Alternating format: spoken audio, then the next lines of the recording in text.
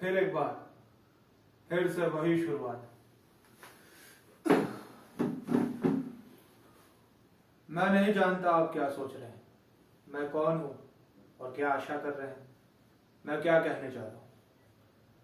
आप शायद सोचते हो कि मैं इस नाटक में कोई एक निश्चित इकाई हूं, अभिनेता, प्रस्तुतकर्ता, व्यवस्थापक या कुछ और।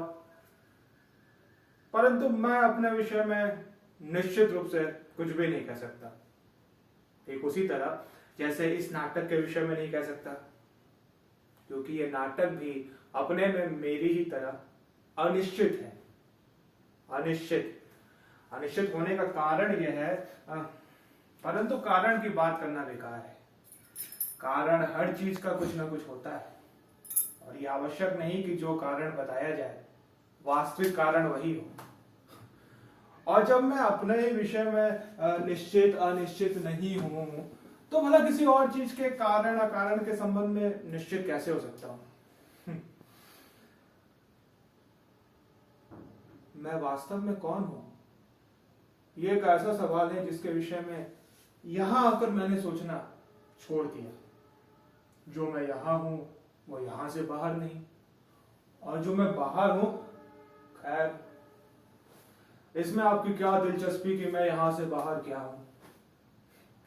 शायद अपने बारे में इतना कह देना काफी है कि सड़क की फुटपाथ पर चलते आप अचानक जिस आदमी से टकरा जाते हैं, वो आदमी मैं हूं। आप सिर्फ घूर के मुझे देख लेते हैं, इसके अलावा मुझसे कोई मतलब नहीं रखते हैं। मैं कहाँ रहता हूं, क्या करता हूं, क्या खाता हूं, किन किन लोगों से मिलता हूं, किस किस परिस्थिति में जीता हूं, आप मतलब नहीं रखते, क्योंकि मैं भी आपसे मतलब नहीं रखता। टकराने के क्षण आप मेरे लिए वही होते हैं जो मैं आपके लिए होता हूं। दो टकराने वाले व्यक्ति होने के नाते आप में और मुझ में बहुत बड़ी समानता है। यही समानता आप में और उस सज्जन भाई साहब में, उनमें और गणित की इस पहेली में कुछ भी नहीं रखा। बात सिर्फ इतनी सी है कि विभाजित होकर मैं कहीं ना कहीं आप में से हर एक व्यक्ति हूं। और यही कारण है कि नाटक के अंदर हो या बाहर मेरी कोई भी एक निश्चित भूमिका नहीं है। और जहां मैं हूं वहां मेरी जगह आप सब भी हो सकते थे। मैंने कहा था आप सबसे कि ये नाटक अनिश्चित है, और इसका कारण है कि इसमें मैं हूं, और मेरे होने से ही सब कुछ इसमें निर्धारित या अनिर्धारित होता है। एक विशेष परिवार, उसकी विशेष परिस्थितियां। परिवार दूसरा होता, परिस्थितियां बदल जाती, मैं वही रहता। इसी तरह सब कुछ निर्धारित या अनिर्धारित करता।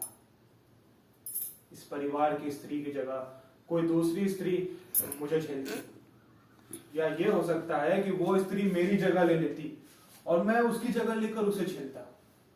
नाटक अंत तक इतना ही अनिश्चित बना रहता, और यह निर्णय करना इतना ही मुश्किल होता कि इसमें मुख्य भूमिका किसकी थी, मेरी, स्त्री की, परिस्थितियों की, या हम तीनों के बीच से उभरते कुछ सवालों की।